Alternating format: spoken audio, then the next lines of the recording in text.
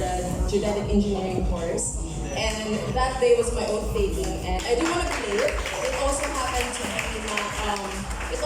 to interfere with the sports event happening in our country that time. So, in order for me not to be late to that event, I decided to ride angkas, and yeah, someone took a picture of it and posted it online. Thank you very much. Thank you so much.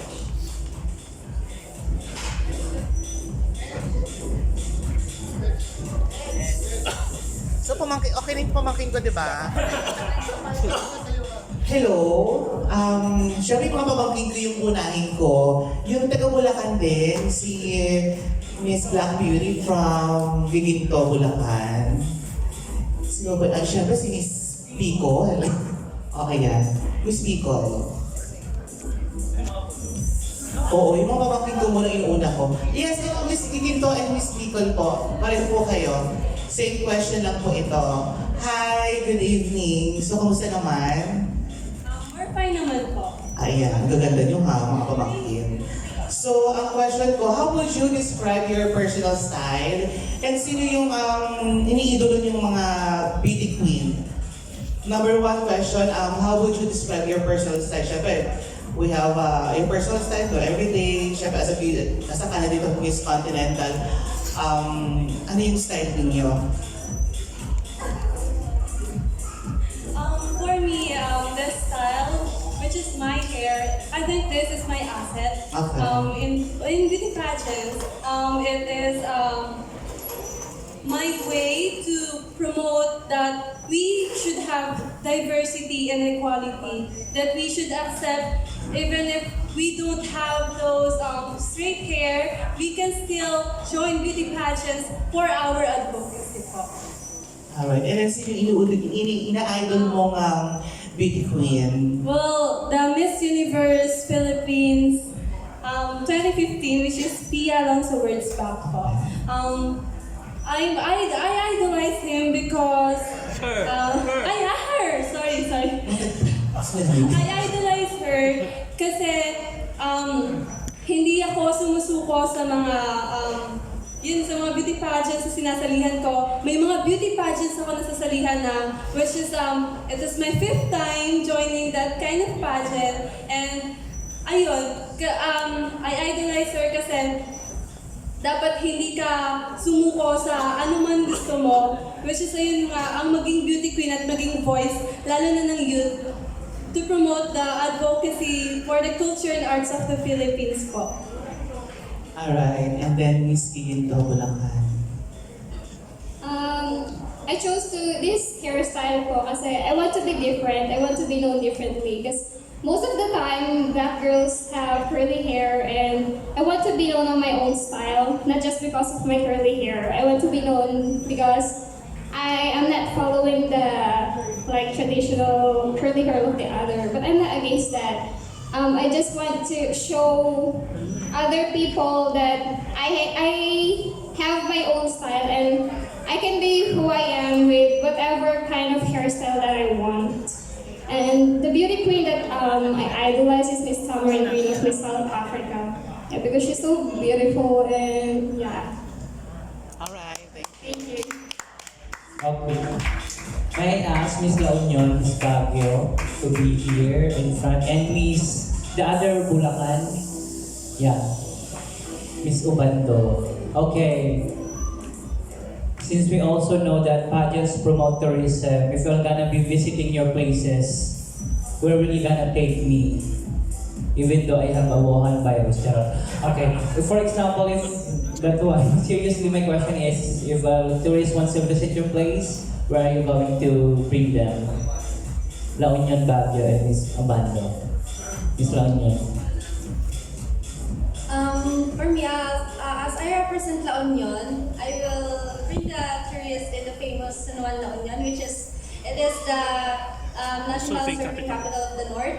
And we all know that doon po ginanap yung ASEAN na, which is na pinromote din ng tourism dahil doon sa surfer na nag-help po doon sa kapwa niya surfer din. Regarding ito po ay isang ano din po, palaro.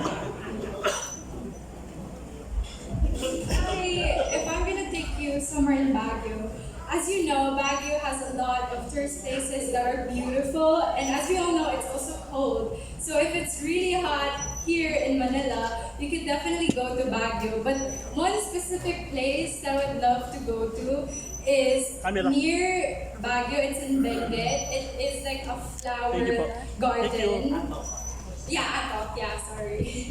In Atok, they have beautiful flowers, tulips, and you could really feel and see how beautiful Baguio is, and how we would preserve the flowers in Baguio. Good evening, everyone. So, if I will take the tourists on my municipality, it will be Obando Church, because as you all know that my municipality is known for the Fertility Dance Festival of the Philippines, or also known as Sayo ng Kahilingan. So we celebrate our festival 3 days. So unang araw is Nuestra Señora de Salambao and Santa Clara. Yeah, it's 3 days, and you know the people of Obando Bulacan is very hospitable, and I encourage all of you to come and visit Obando Bulacan and experience Obando. So thank you.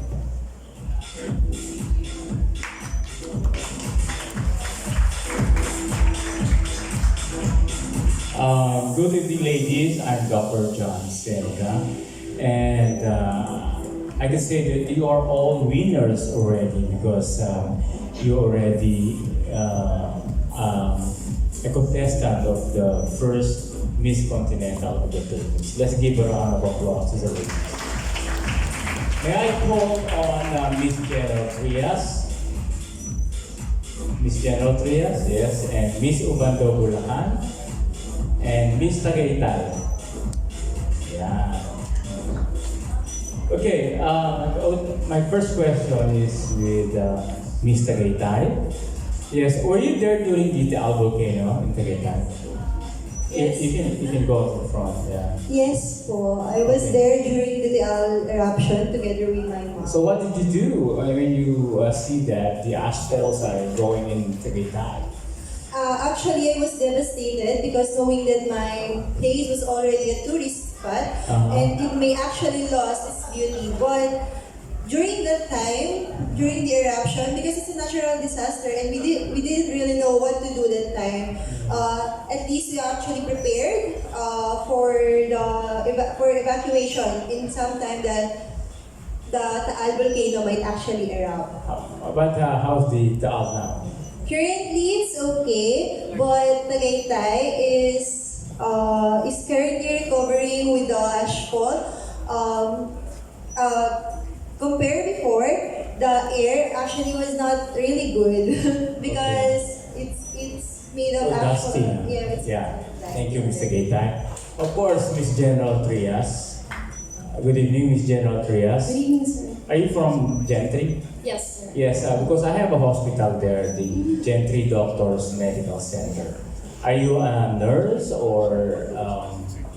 No, actually, I'm a grade 12 student from Lyceum of the Philippines University. From you Lyceum. Lyceum, yeah, it's a big university, I say. It's Nice actually near building. the Gentry Doctors Hospital. Yes, exactly. And Miss Gentry, because General Trias is a very historical place. You know.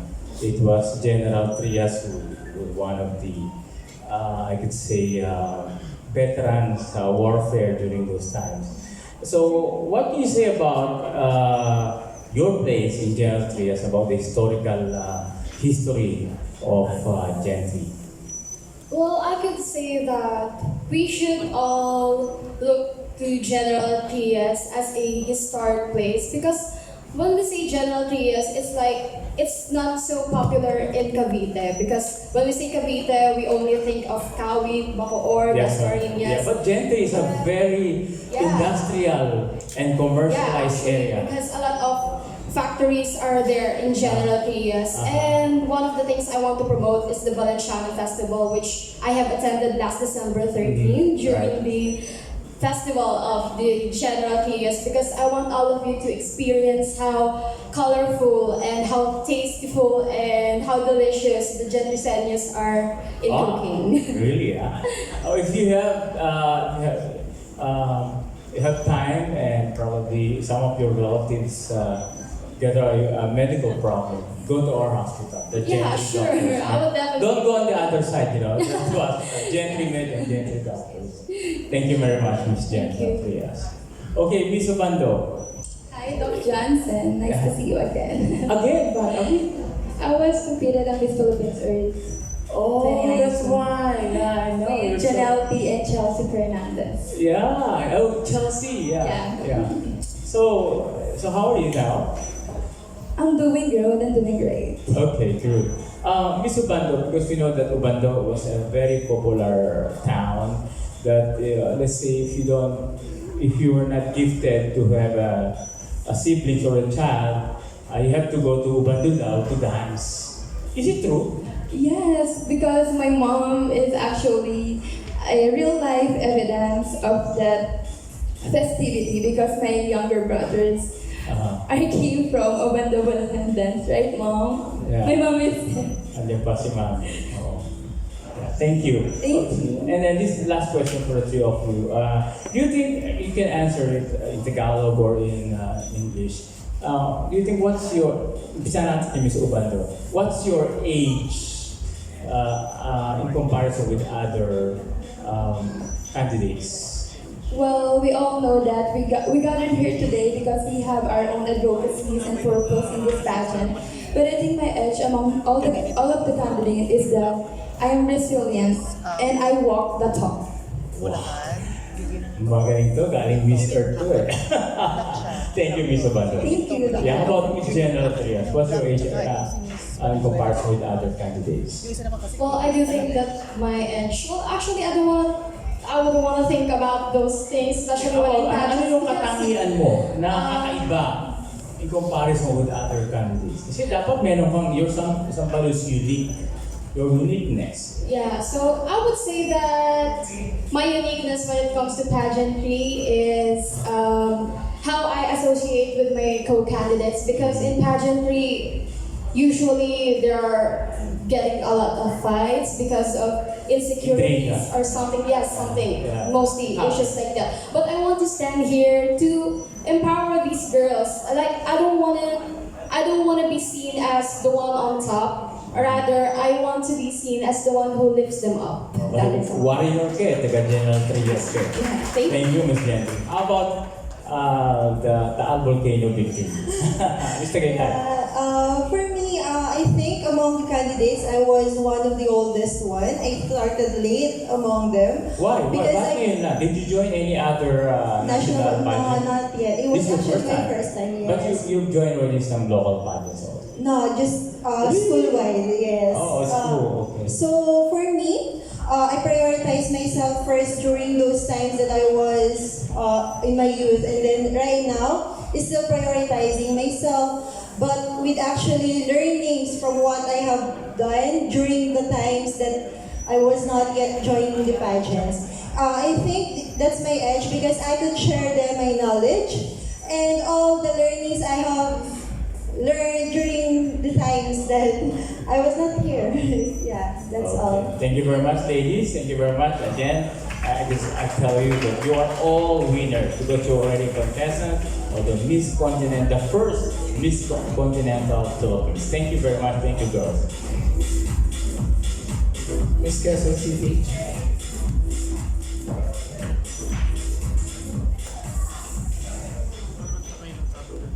May nasalihan ka na bang ibang contest? Yes po, Miss Teen Philippines and Miss Teen Tourism Philippines.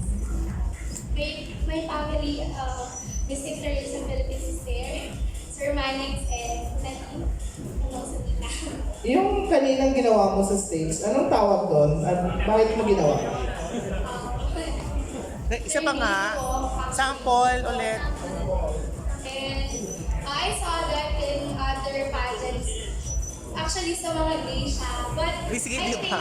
Miss India Yeah, pa. Miss Yung mga India. ganong-ganon. Actually, yes.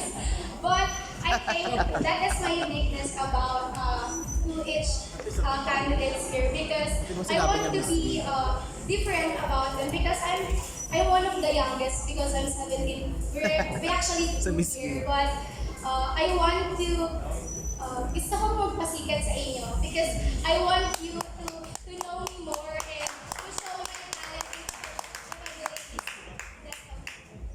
Nakuha mo yung attention namin, but do you think that's good for a pageant as a walk? Kasi parang bigla-bigla na lang.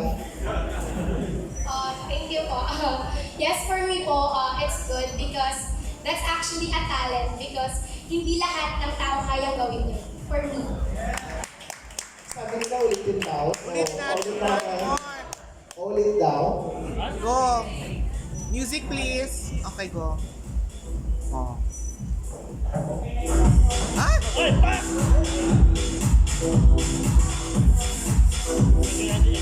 Thank you. Thank you.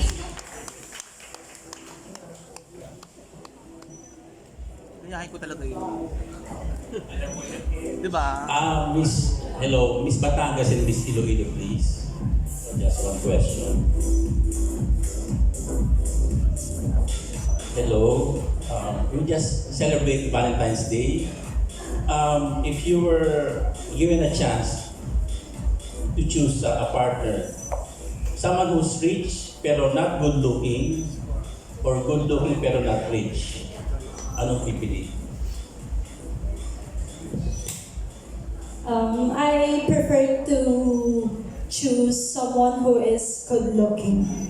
Because for me, someone who is good looking reflects how beautiful you are inside. And someone good looking for me can earn money. And someone who can earn money can be rich someday. Thank you.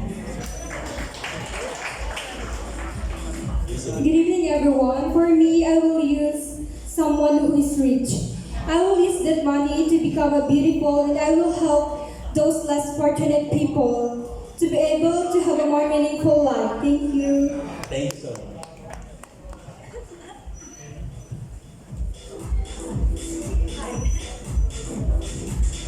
Miss Manila.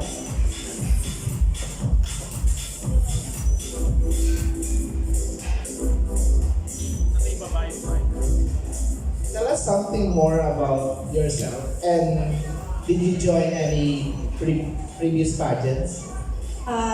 Yes, currently I joined Miss Turismo Filipina, where I finished top 15. Okay, so I'm Bea, you can call me Bea. I'm a multimedia artist at the Manila Hotel. And I am a Filipino volunteer. I am a member of the I Volunteer Philippines. That's why my advocacy is all about volunteerism as social responsibility. Because growing up, my parents, my grandparents taught me to be a volunteer by heart. We love helping the less fortunate, and we love caring about the nature, our environment, and we love the Filipinos. I mean, in general, we're very, very makabayan.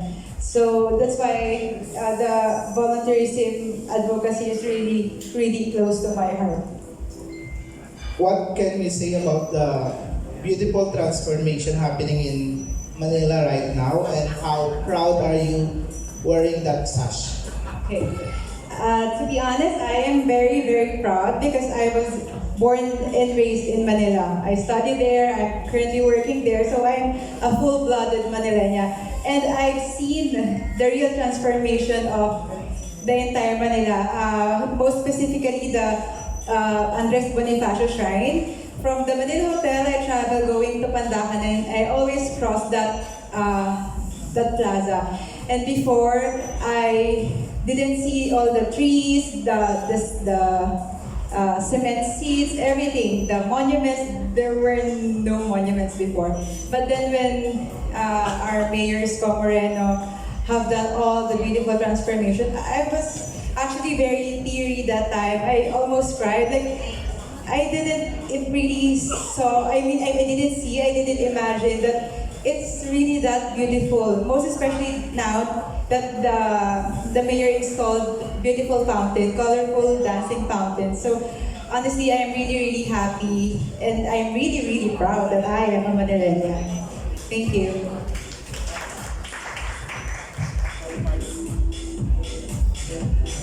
May I call si Rizal, Rela Vizcaya, and Tugigaraw.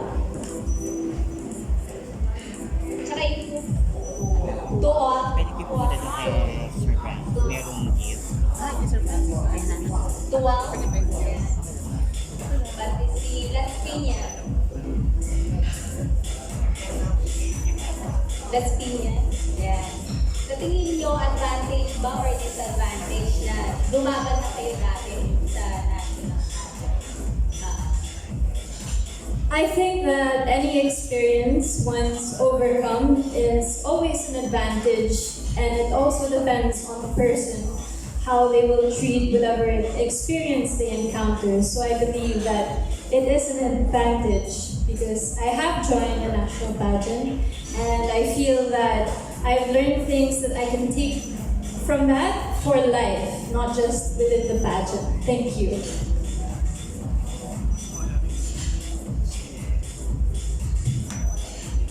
I agree with Ms. Rizal. I actually really think that having joined the pageant in the previous years or in the previous months, you really get to learn a lot of things, not just about yourself, but also about the girls that you're going to encounter, and also the different kinds of organizations who organize different kinds of pageants. And but that doesn't mean that I wouldn't encourage girls to not join the pageant, because they might be intimidated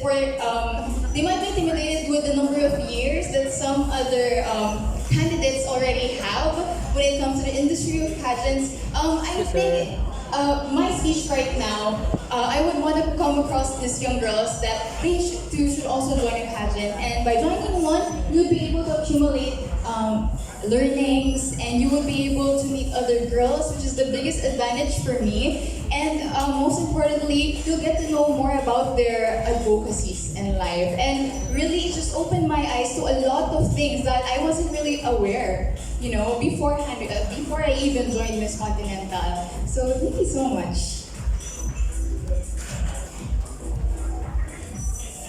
Good evening, everyone. I think it is advantage na sumali po ako sa mga previous pageants because kung ano po yung mga natutunan ko last pageants po, I can share to them. And also,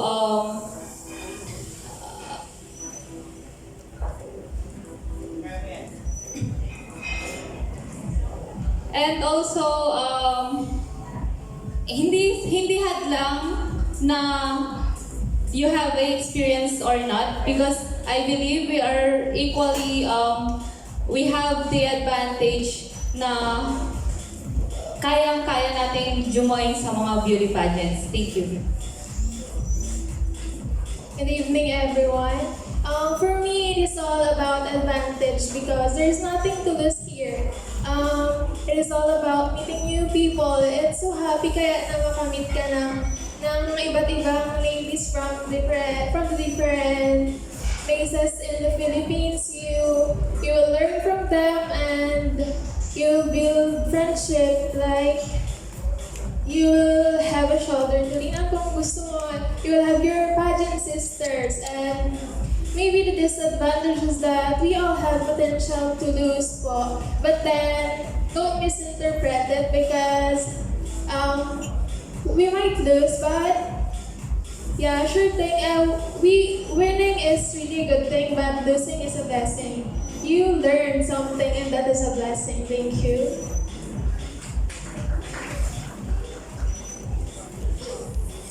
Good evening, everyone. For me, it's an advantage.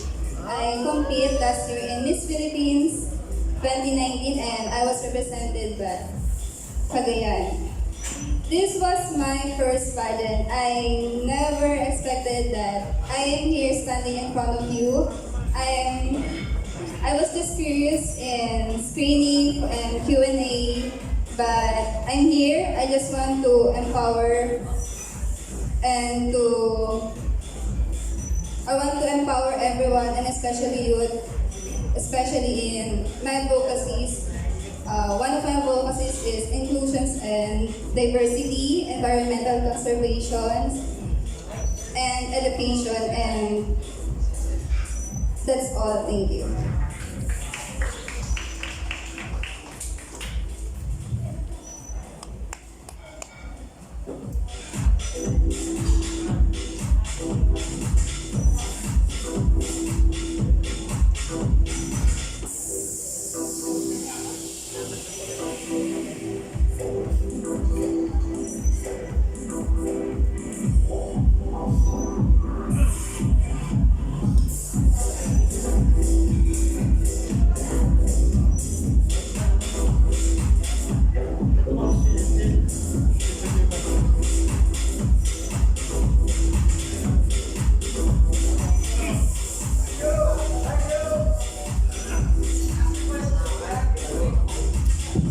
Hello.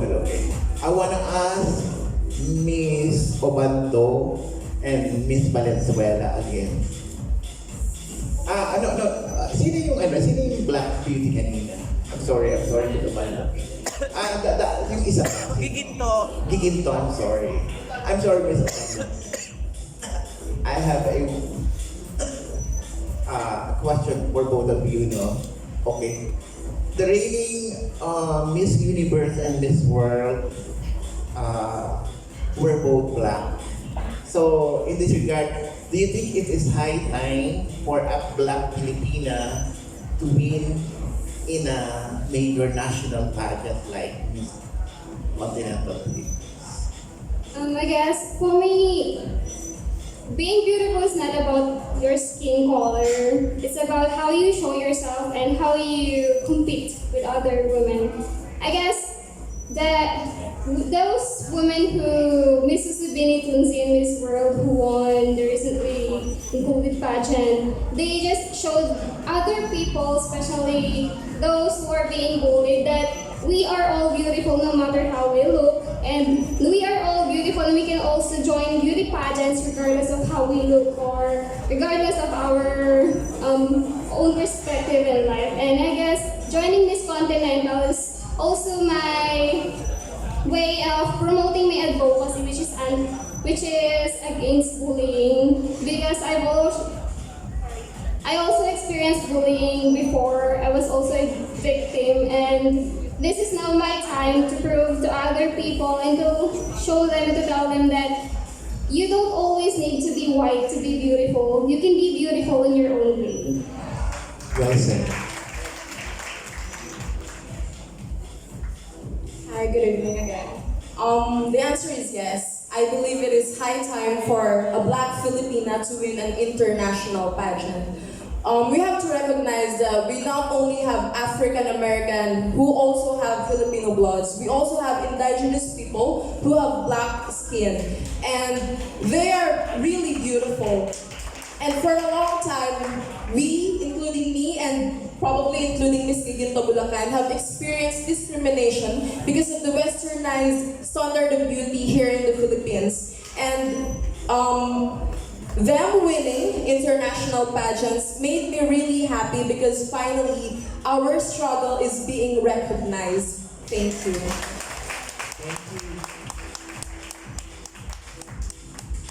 Tarlac.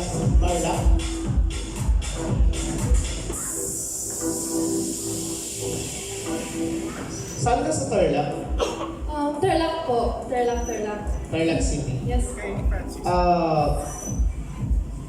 The municipality of Capas and the whole province itself is hesitant in hosting those Filipinos coming from Wuhan, China in New Clark City. What is your take on this?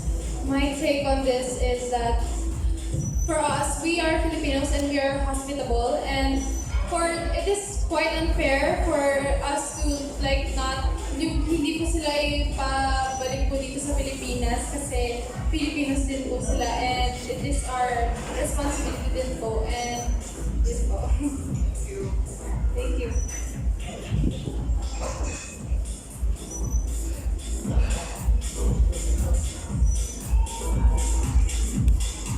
Sino tayo nakakasagot na natatanong na lang? Ganito na lang, mga hindi pa natatanong, punta na lang kayo sa mic. Tell us something about yourself, a little bit na hindi namin alam. And ano yung pinopromote mo dun sa place na pinanggalingan mo? Isa-isa.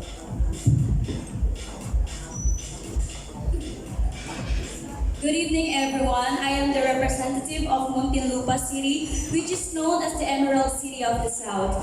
To be honest, among these lovely 29 candidates, I am the youngest, but to be honest also, this is my 12th pageant all in all.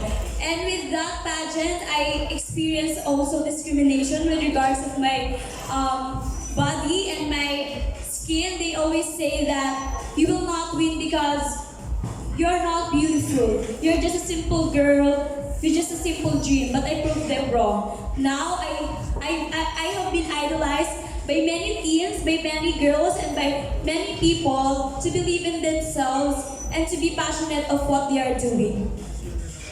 The number one place that I would like to let you visit is the You Believe in Prison, because a lot of you are wondering what are the lifestyle of the people that beside the You Believe in Prison. Are they afraid? Are they scared? But as I promote leadership, I undergo a documentary, a simple documentary, which we go there, we surveyed, we question them, what are their feelings about being near the You Believe in Prison, and they said that it's safe, it was well secured because of the policemen, the army, the military, and that is the big thing that I would like to be proud of, because I am a proud Muntinlupeño. Thank you so much.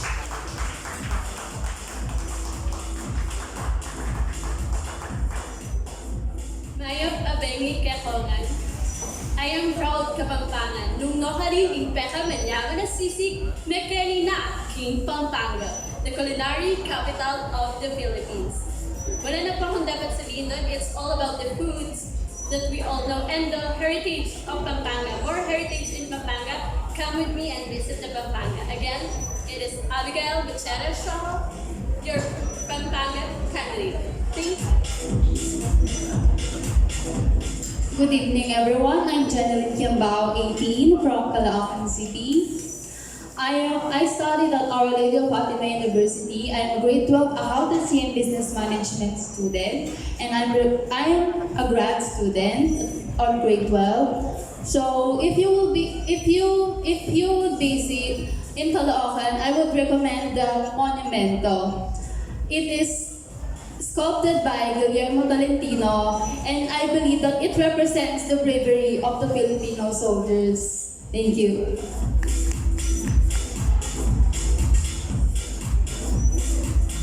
I am Cedril Uriza, and this is my first pageant because I am really going to learn a lot of new things, and I believe that the door that never closes is the door of improvement. The thing that I recommend in Laguna is we all know that Laguna is the capital of resorts. So if you want to have outing or trip with your family, it's good to be in Laguna.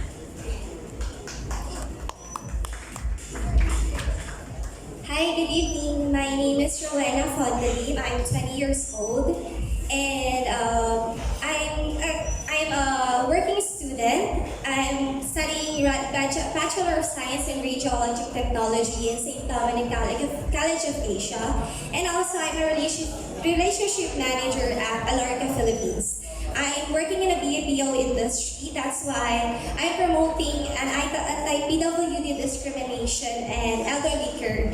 Because in the BPO industry, they are accepting all the people that has a disability, because they believe that even if they're disabled, they're still able to work, and they still able to provide for their family. And I'm just representing Isabela, and Isabela is known as the Queen Province of the North, and Isabela is also known for its historic places, especially the churches and the Magat Dam. So, Isabela, we're from Tumuwini, Isabela, Isabela. My father is raised and born in Isabela. And in Isabela, their festival there is Bambanti Festival because Isabela known for its crops and rice and chorus na mga taniman, ganun. So, their festival is called Bambanti Festival, which means scarecrow, since they are known for palayan. And also for the churches and the heritage from Tumawini, they have the St. Matthias Church. This is the most oldest church, and it was also known by UNESCO as the World Heritage Church in Isabela because it is known for its unique belfry tower. Iba po yung yung shape niya. Siya lang yung may tower, yung bell tower na ganun sa buong mundo. So, UNESCO is working on it to be part of the World Heritage. And also, Isabela is known for the Magat Dam. And ngayon, may binawork na nila na gumawa pa or magbukas pa ng isa pang dam na mas malaki sa Magat Dam. And also the Kamsamal. Kamsamal is known for the jamboree because dun ginawa yung first jamboree ng Boy Scout of the Philippines. And and also Isa lang. Because I'm promoting Isabela, so I'm providing you all the beautiful and tourist spots in Isabela. And Bakit day? Sabi mo ka day hub, so hindi ka taga Isabela? Actually, I was born in Las Piñas. I represent Isabela because my father is from there. And also, I remember when I was a child, my grandmother once told me that she wants me to wear Isabella's sash during the pageant. Punta ka na doon? Yes. Actually, last week lang makagaling kami doon. So, dapat we have gano'n. Yeah. Sige, Thank you for that.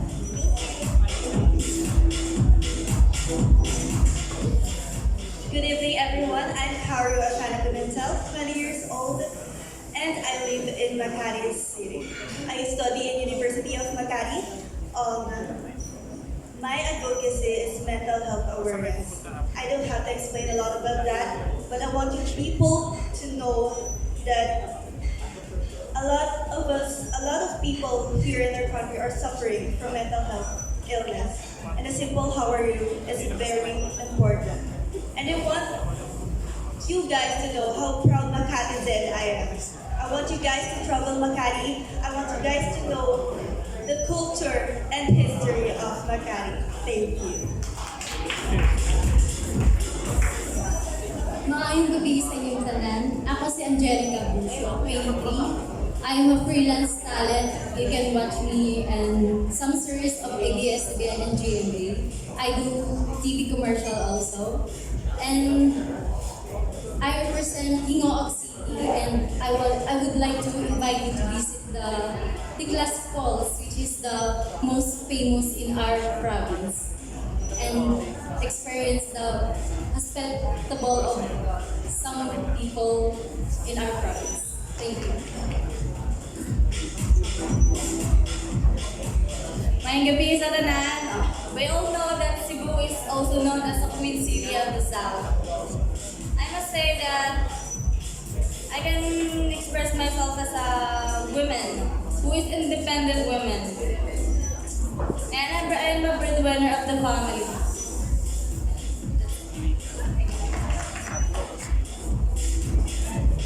Hello, good evening everyone. I'm Jillian Allison Reyes Angelina, and I am representing Continental Nueva Ecija. I am an aspiring certified public accountant lawyer since I am pursuing Bachelor of Science Accountancy, and I'm also a scholar in our institution. And I wanted to share to you my advocacy. My advocacy is actually inspired by my mother, who is watching there. She is an educator in profession, and that's why my advocacy stands for educating the underprivileged children. And as a representative of Cabanatuan Nueva Ecija, Since Philippines is an agricultural country, I wanted to promote my province that showcases how the agriculture greatly impacts the economy of our country. Thank you.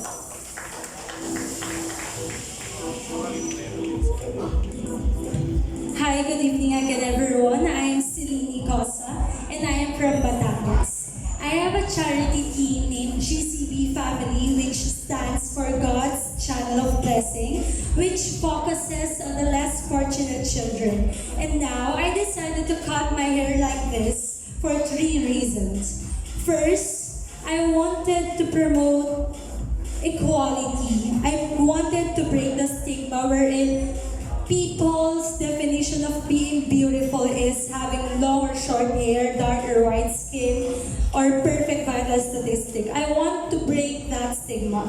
Second reason is this coming March, I will be taking the entrance examination for Philippine Air Force. And the third reason is I am now thinking to build one charity team again which focuses to the cancer warrior patients. And now, I wanted you to invite to visit Batangas City not only for the tourist destinations, foods, or people we have, but for you to see another face of Batangas, which is the less fortunate children. For you to visit Batangas with a purpose. Not only for you to visit to enjoy, to relax, but for you to visit Batangas for a purpose. Thank you. Good evening again.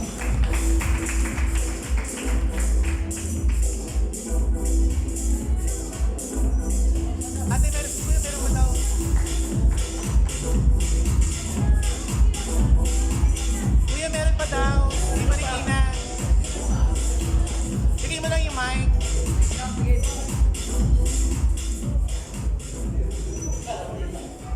Hi, good evening everyone. I am Liza Reyes and I am from Marikina. As you can see, I am the only tattooed candidate here in Miss Continental, and I am proud to stand here in front of you wearing the scars I had in my body. I am here to stand for all the people who is experiencing discrimination for who chose to wear ink on their skins. Because as you can see, until now, tattooed people experiencing bullying and discrimination. So I am here to represent all of the tattooed people. Because I have 8 meaningful tattoos and I'm genuinely happy to have this. Thank you. Good evening. I'm Nicole Maliglig and I'm currently taking civil engineering at University of Caloocan. And I am representing the marble capital of the Philippines, which is the province of Romblon. And I want all of you to know that the reason why I bring this place in this national pageant is it because my grandfather. It is his birthplace and I want him to be proud of me because I am so close to him. And when I said, "Pa, dala ko yung Romblon," he smiled wholeheartedly and that's my goal in my life. I want my loved one to be happy and proud of me. Thank you.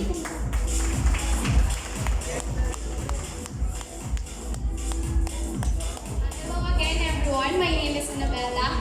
I'm from Quezon City. And actually I came from Payatas, Quezon City. And we all know the Payatas side. Well, ladies and gentlemen, my advocacy is about proper waste management. Proper waste management, I think it will help kung ano yung mga nangyayari sa mundo natin ngayon. At we all know na sobrang daming trahedya or accident na nangyayari about the volcanic eruption, sa pagbaha, at sa iba-iba pa. But I think my advocacy will help all of you to know what we will do to save our Mother Earth. Because this advocacy is just not focusing to save myself, but also to save the people surrounds me and also to save the Mother Earth. That's all. Thank you.